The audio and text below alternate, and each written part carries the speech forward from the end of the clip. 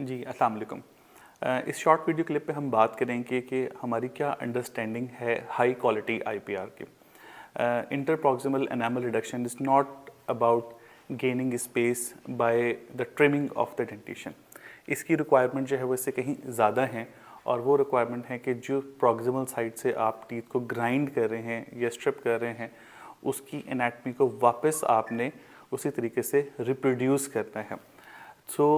making the contour of the teeth in the proximal side is the basic requirement of high quality IPR, so that you do not end up with a situation कि जहाँ पे food impaction, enlargement या plaque retentive site आप produce कर दें after doing the procedure. So that's why the high quality IPR means कि you nicely produce the proximal anatomy and you protect it from the future side effects, like कि उसके बाद जो है उसमें कोई ग्रूव्स, कोई रफ एजेस या लेजेस या कोई इस तरह के सरफेस ना बाकी रह जाए जो बाद में एक प्लाक रिटेंटिव साइट बने। उसके लिए बड़ा इंपॉर्टेंट स्टेप क्या है कि ये प्रोसीजर परफॉर्म किया जाता है 3 पार्ट्स में। एक उसकी प्री प्रोसीजर प्लानिंग पार्ट है, जिसमें कि आप ये देखते हैं कि जी कोई आईपीआर कहीं पहले तो परफॉर्म नहीं हुई हुई इस स्पॉट के ऊपर। देयर आर सर्टेन कंडीशंस जहाँ पर हम इसको डिस्कस करेंगे कि जहाँ पर हमें बाइट विंग एक्सरे के साथ एनामल थिकनेस भी मेजर करनी पड़ती है अगर आप extensive amount of IPR plan कर रहे हैं उस प्रॉक्सिमल कॉन्टैक्ट पॉइंट से। Then you end up with the situation जहाँ पर कोई भी फरोज या लेज या कोई लेज वगैरह ना बाकी रह गई हो, और आप उसको अच्छे तरीके से फिनिश और पॉलिश करेंगे। दोनों अलग अलग टर्म्स हैं, finishing and polishing. Finishing means कि आप कोई मार्जिन जो है वो प्लाक रिटेंटिव साइड्स वाला ना हो, एंड पॉलिशिंग की अंडरस्टैंडिंग क्या है कि जिसमें कि जो स्क्रैचेस हैं वो आप पॉलिशिंग स्ट्रिप्स के साथ या उसके साथ जो है पॉलिशिंग डिफरेंट मेथड्स हैं उसके साथ आप उसको अचीव कर सकें। अच्छा, इसमें दूसरी रिक्वायरमेंट क्या है कि ये प्रोसीजर जो है वो as less painful as possible होना चाहिए। मतलब कि आप इमेजिन करें कि अगर आप किसी पेशेंट की ब्रिज के लिए क्राउन कटिंग कर रहे हैं और 6 आपने रिप्लेस करना है, तो 5 के डिस्टल एंड से अगर आप एनामल ग्राइंड कर रहे हैं तो वो इतना पेनफुल नहीं होगा, रादर देन कि आप बहुत टाइट कॉन्टैक्ट पॉइंट वाले पॉइंट से अगर आप एब्रेसिव स्ट्रिप पास करने की कोशिश कर रहे हैं तो that will become more painful. So how you make the procedure as less painful as possible, this is again a requirement of doing the high quality IPR. उसके लिए आपको local anesthesia देने की ज़रूरत नहीं है, but how you have to prevent it from bleeding, उसके लिए आप क्या कर सकते हैं कि जी ब्रास वायर जो है उसको इंटरडेंटली पास करके पेपिला को प्रोटेक्ट किया जा सकता है। You can pass the separators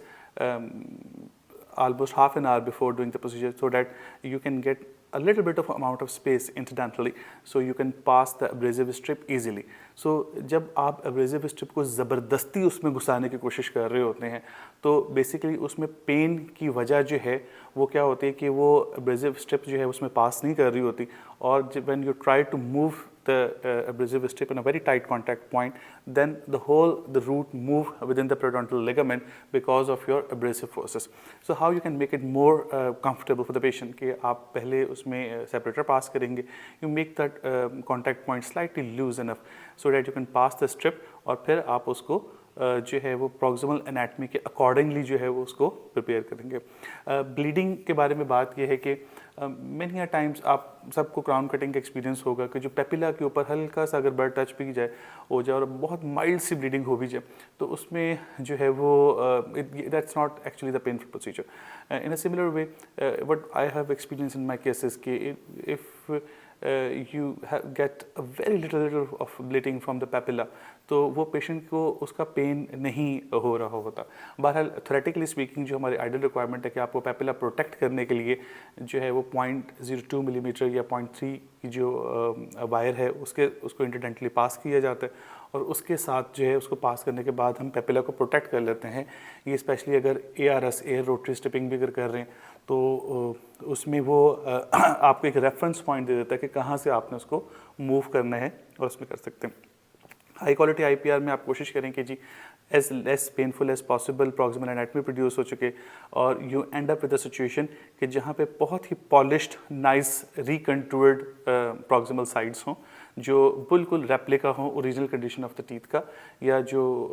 उसकी प्रॉक्सिमल एनाटमी है। तो दैट्स नॉट अबाउट कि आपने सिंपल एक डिस्क ली या बर लिया और इंटरडेंटली उसको पास कर दिया, और एंड पे आपने उसको चेक ज़रूर करना है फ्लॉस के साथ, स्पेशली सब जिंजाइवली मूव करके, क्योंकि अगर सब जिंजाइवली कोई पार्ट पे एनामल बाकी रह गया है तो वो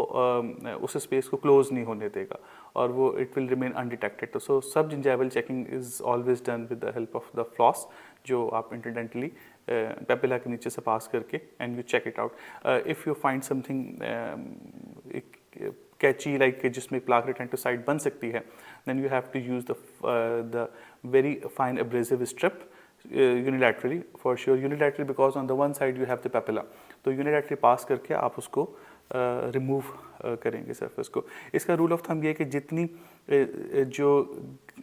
एब्रेसिवनेस उसकी स्ट्रिप की कम होगी उतनी वो कम स्क्रैचेस प्रोड्यूस करेगा, बट ऑब्वियसली उतना टाइम टेकिंग ज़्यादा हो जाएगा। तो जब आप पॉलिशिंग या फिनिशिंग वाली साइड पर जा रहे होते हैं तो फिनिशिंग बर्स आपके लिए भी मौजूद हैं, फिनिशिंग स्ट्रिप्स भी होती हैं, तो वो तब यूज़ करनी है। उनकी क्या रिक्वायरमेंट होगी कि वो बिल्कुल आप हाथ फेरें तो एक प्लेन सी उस पर फीलिंग आएगी, उसमें